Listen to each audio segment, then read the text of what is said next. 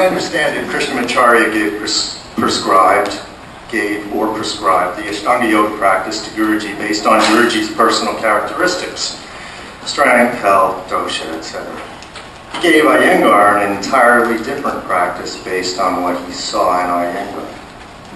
If my understanding is correct, how does that jive with the concept that the Ashtanga yoga system is the right practice for everyone? Does anyone want to tackle that? I'm gonna do Dena. Dena. So I think that the practice is like a medicine, and Guruji's gift was his ability to know how much to give who, when, how fast to go, how strong to go, how deep to go, how sweet to be, how tough to be. He saw beyond just the physicality. He knew what was going on inside each and every one of us, and that was truly his magic, and what helped us to develop the trust, to have the faith, to take the medicine that you might have been hoping was for somebody else. And sometimes he was really harsh. I don't mean physically. I mean the way that he spoke to some people. And he helped us to see who we were and where we were in relation to this process. So I think that the yoga, though it is a system with stepping stones along the way and a methodology, it's the way that it's integrated into each individual that makes it an individual practice, even though it has the same packaging, so to speak. Like that. As long as he's not funny. You want to follow David? I'll follow David anywhere.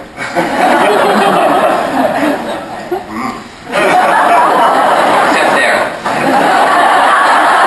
I'll follow him anywhere except for where he's going in your line.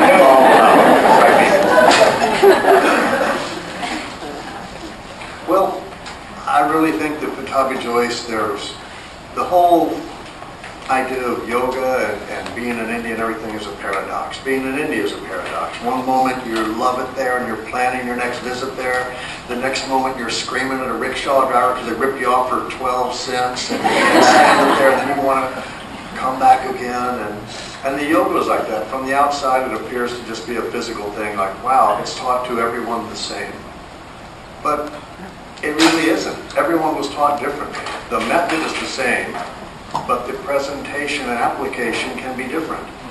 Otherwise, is it really yoga, or is it just some elite fitness program? I saw Pattabhi Jois work with a quadriplegic boy. In Mysore, the family would carry this boy into the shala and place him on the floor and leave, like he didn't have a choice to go to class or not, I guess. It's just they put him there and left. Pattabhi Jois would stand over him, take his body, his legs or his torso, and just go, pop, pop, you do breathing, 1, 2, 5. Again, you do. And he would place this boy's body in the shape of an asana and hold him there and have him breathe. He didn't look and say, how's this guy going to jump back or anything, right? He applied the yoga to the needs of that person.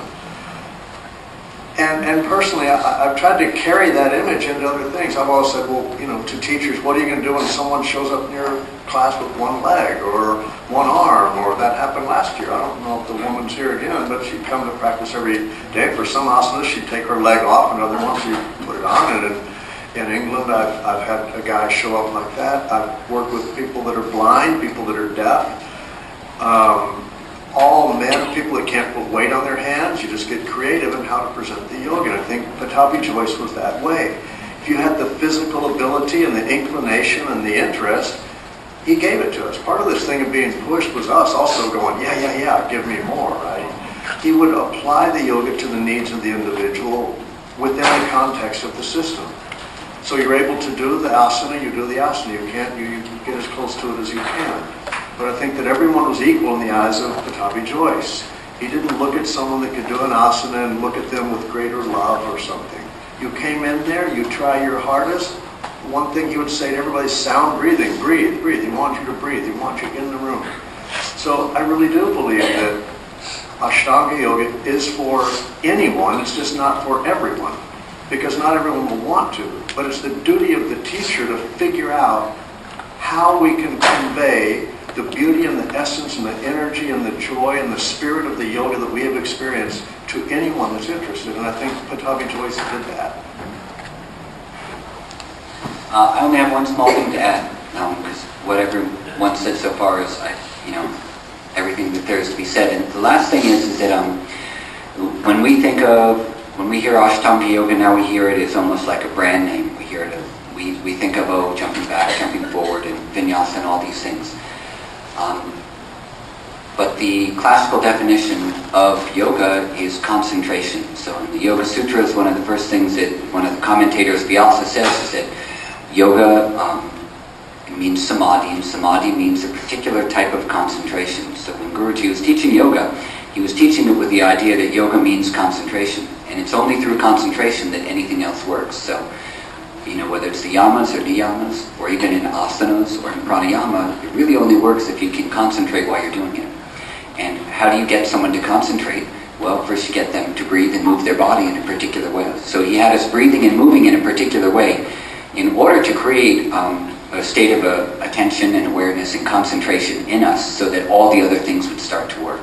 And then automatically they begin to work. So everyone needs a method to get someone to be able to concentrate, to pay attention.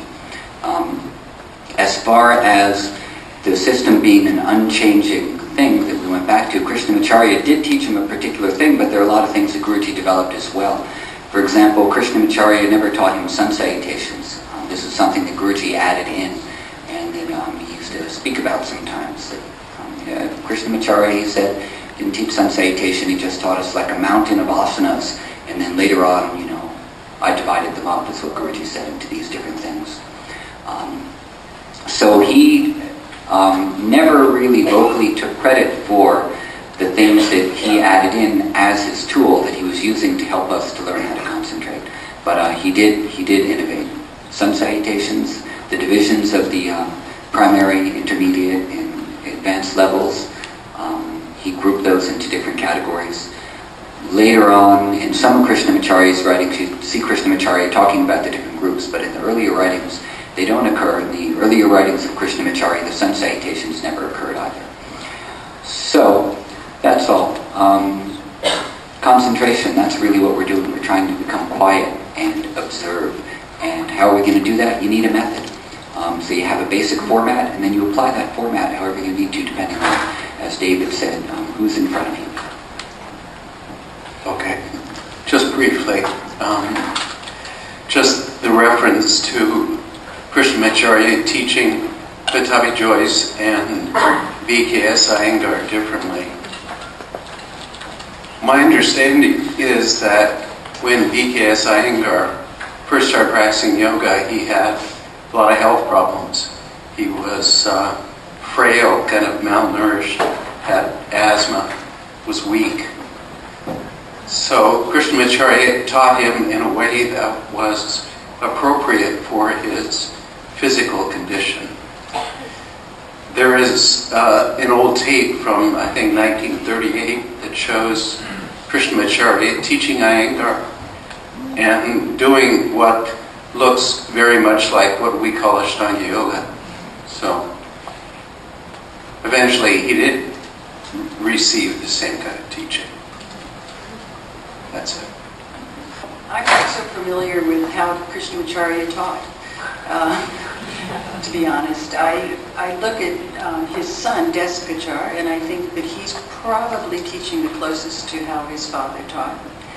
And my understanding is what Eddie was saying, Pattabhi Jois innovated this system. I have seen vinyasa up in Rishikesh in the 70s, but it didn't look like this so much, but the jumping back and all of that was the same. And I thought that, and maybe someone could shed light for me on this, I understood that it was Iyengar who actually introduced all the props, that wasn't coming from from Krishnamacharya. So Iyengar invented his line, Guruji went off in this other direction. Pattabhi Jois told us there were 5 boys studying at the same time he was there, and they all diverged into their own paths. I think Krishnamacharya, as with Guruji, seems he wasn't so dogmatic, and it had to look like this, and like this, or this, and he taught them yoga, and then they had the freedom to develop their own form. So, is that true about the Cox or not? I have no idea. I mean, there's some old photos of Krishnamacharya's Yogashala in the Jagat Mohan Palace, and there was some stuff lying around, but could have been from the gym classes they had there too. I have no idea. It was a long time ago. I can't remember 1927 very clearly. Did you ever notice in the old shala there's rings on the floor, where the floor meets the wall, midway up the wall and on the ceiling, these metal rings. And I said, Guruji, what are these rings? He said, before I had ropes. I used rope, but I decided I didn't like them, so I stopped. I was like, thank the Lord for that. Well, it'd be like a rodeo here. He had swings, he told us. Yeah, he told me he had swings in there too. But the neighbors, the people of Mysore, told him it was gymnastics, and he told us he had to take all that out. So he couldn't, whatever he was doing, like trapeze kind of things, whatever that was, we never saw. Yeah, he didn't have the proper CFO for that. I mean, actually, he told me about demonstrations that Krishnamacharya used to have him do where he did headstands on a rope. Like, hold on to the rope and do a headstand, like straight up, like the gymnastics do. Rope headstands, super hard. Get like a little rope. Sort of just my own personal speculation about this, but first of all, my understanding and what I can have heard, Krishnamacharya was mean. He wasn't this nice guy. He was known as Simha Guru, the lion guru. Anybody that knows more correctly than what I'm saying, please correct me. But Pattabhi Jois once said, oh, my guru, very hard man. My guru, many thousand students. In the end, only 3 remaining. And it's not even the 3 you're thinking of. He counted himself, a guy named V.M. Bhatt, who's now a doctor in Bangalore, and another guy who took sannyas and went off to a forest somewhere. And I was just looking at the picture, I was like, well, but the main ones we think of tends to be B.K.S. Iyengar, Pattabhi Jois, and Desikachar. And wow, these 3 guys coming from Krishnamacharya, how are they all teaching so different, coming from the same lineage, etc.? As Tim pointed out, my understanding as well is Iyengar was quite frail. I think he had like tuberculosis, not just asthma, but he was really emphysema. He was frail. And so the way he was taught was a more therapeutic fashion. And also, correct me if I'm wrong, but he studied with him only for about 1.5 years, I think. Iyengar studied with Krishnamacharya. Pattabhi Jois came there and he was strong and fit, and nobody's mentioned the Yoga Karunta, but Pattabhi Jois used to say, no, Yoga Karunta. And it'd be interesting to find where his book of notes is, because he had this whole book of notes from the Yoga Karunta that he said, finally we got it out of him that he actually didn't see the Yoga Karunta, but Krishnamacharya had it as his notes. Guruji had all his notes of Yoga Karunta. He would quote Vamana Rishi, and he goes, I'm just teaching what my Guru taught me. And then Desikachar, well, also Iyengar's relationship with Krishnamacharya had to be a little interesting. He was his brother-in-law, because Krishnamacharya married Iyengar's sister, right? And so then Desikachar, he really didn't study much with his father until much later in his life. And so by the time he was really studying with Krishnamacharya is at a different phase of his life. It was more of chanting and meditation and preparing for the latter part of his life, and so that's more how Desikachar teaches. So I just think all 3 guys are just teaching what they learned from Krishnamacharya, and then they further developed it on their own. But that's just my own idea about it. Just one quick thing about the 1937 or 1938 practice tape with Iyengar and Krishnamacharya. Like, regardless of whatever Iyengar says about his health when he was younger, if you haven't seen that video, just go on YouTube and watch it. It's like kicking ass. I'm sorry. It's like he is buff, and he's doing amazing poses, and he's laughing, and his hair's blowing in the wind. It was tremendous, and it was basically what we're doing.